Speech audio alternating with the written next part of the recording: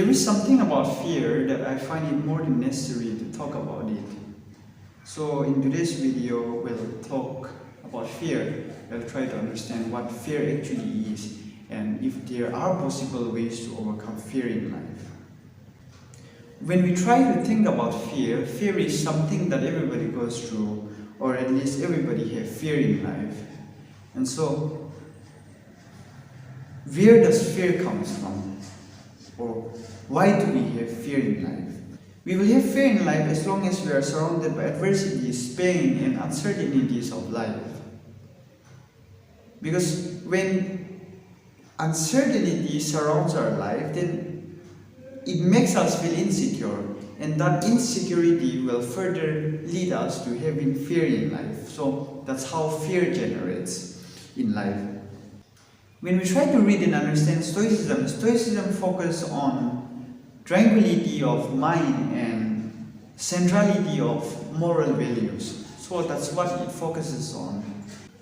Stoic philosophy says something about fear, so let me just read it out.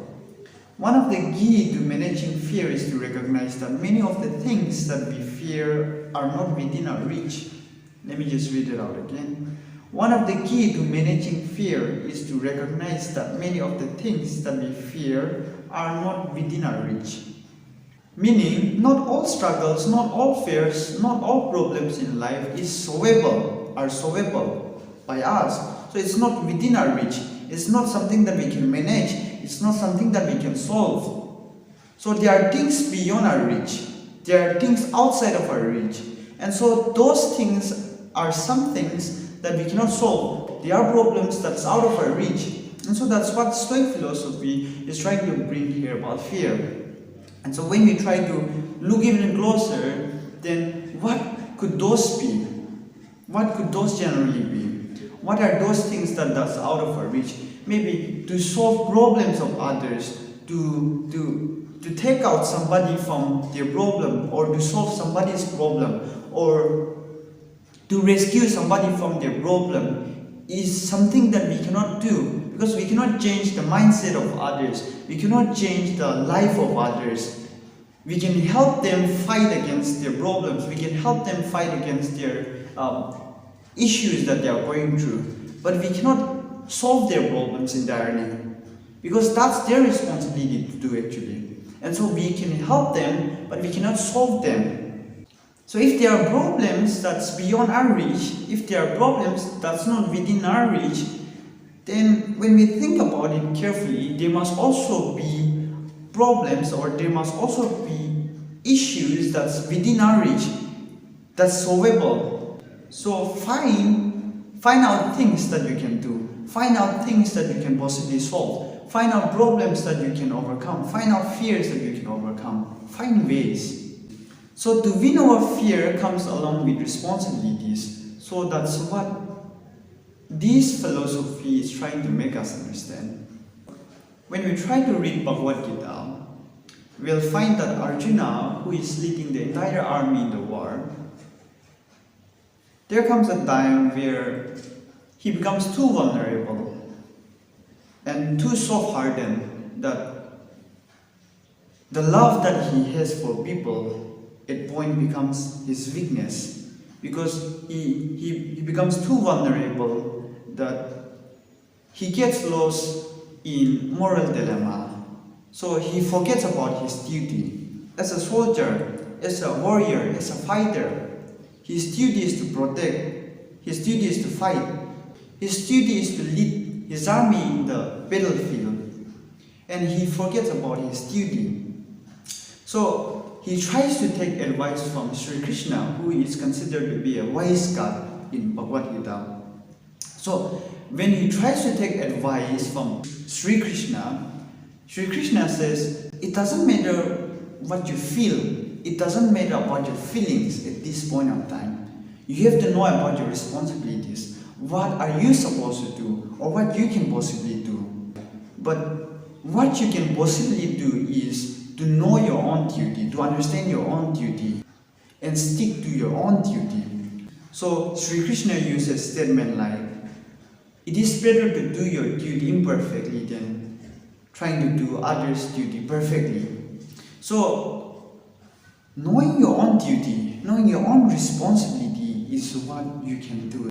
To overcome fear, there are some responsibilities that you have to hold. There are some burdens that you have to carry. There are some courage that you have to take. Only after which you can overcome them. That's what this philosophy in the teaching of Bhagavat Gita is trying to bring here. When we try to look into psychotherapy, which is also called as talk therapy, it is a way of treatment that professionals in the field of psychology gives to people. Psychotherapy helps people find their problems, identify their problems, and help them change their thoughts and behaviors. So that's what psychotherapy generally do. And when we try to look upon the different types of therapy under psychotherapy, then would come psychoanalytic therapy, humanistic therapy, cognitive behavioral therapy, and so on and so forth. There are some common things that all the therapies share, and we'll try to understand that. First, let's talk about cognitive therapy. Cognitive therapy or cognitive behavioral therapy will make you understand what is wrong with your head, what is wrong in your head. So cognitive therapy is all about cognition, your thinking. Your thinking is the problem, or if there are good things that is happening, your thinking is the one that's leading you to either bad or something very good. So any behavior of yours is because of your thinking, your thoughts. And so everything has to do with your thoughts. If you have an intention to kill people and then you kill people, you kill somebody, then it's because of your thoughts. Your thoughts become too strong that it controls your behavior, it changes your behavior. And so if you have a mindset, if you have a thoughts to do good, then you will do good. If you have an evil intention, you will do evil things. It's all about your head. And so what cognitive behavioral therapy would try to do is that it will make you find your problem, it will make you find your negative sides of your thoughts. It will help you find the negativity in your mindset. And once you find what's wrong with your thinking, then it will help you change your thoughts. So if there are bad thoughts that you have identified that you have inside of your head, then what is the alternate thing that you can think about it? What is the good that you can think about it? So that's what cognitive behavioral therapy would do. Then we'll talk about psychoanalytic therapy. When we try to understand psychoanalytic therapy, in psychoanalytic therapy, if you are undergoing through certain struggles, certain problems, certain issues in life, then it helps you trace back to your past. So what is that past that is affecting your present?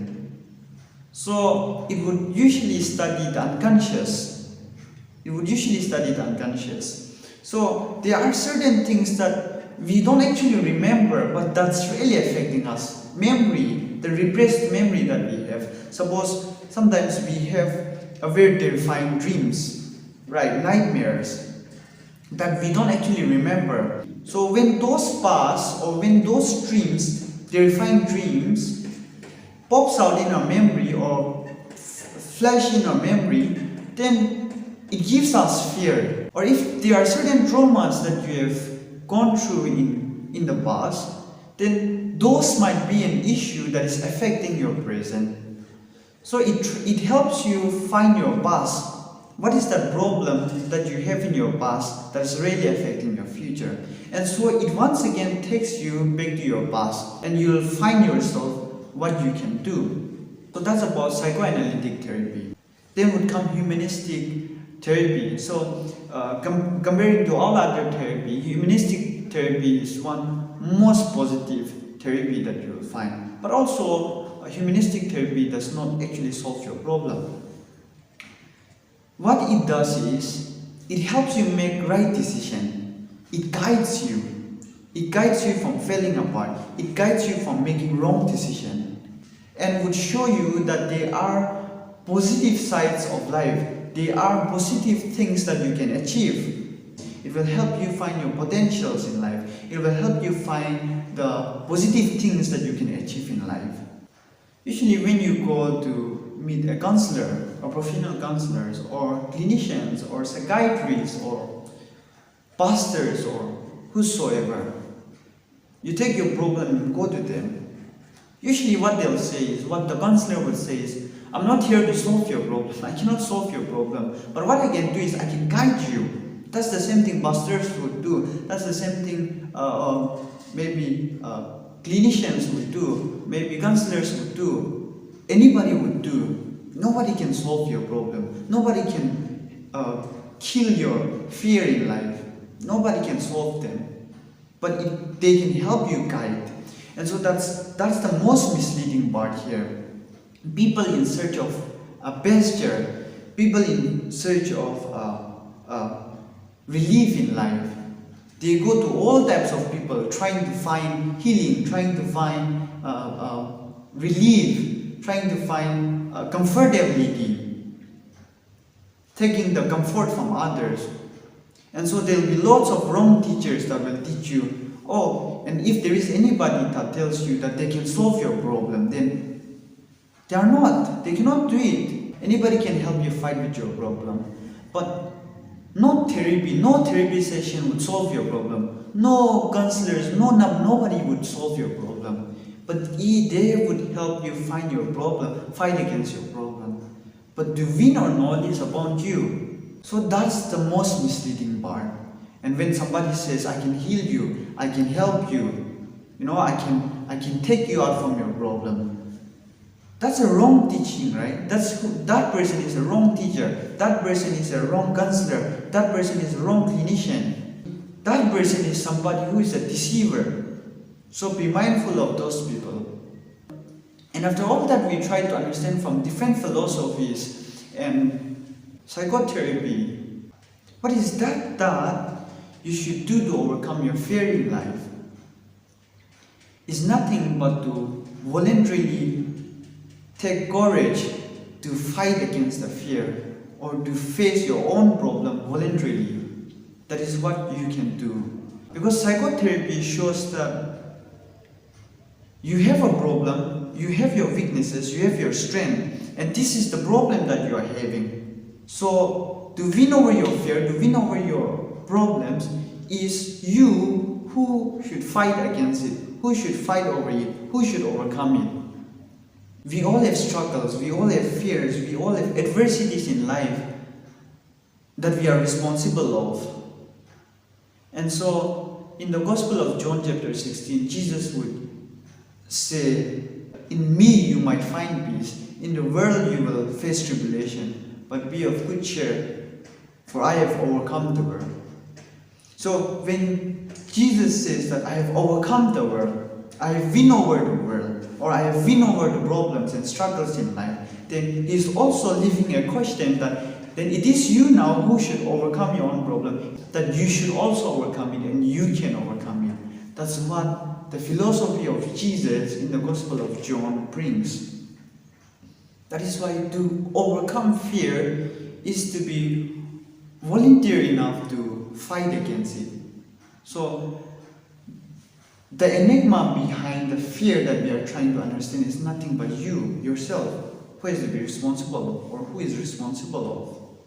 That's how you overcome fear in life.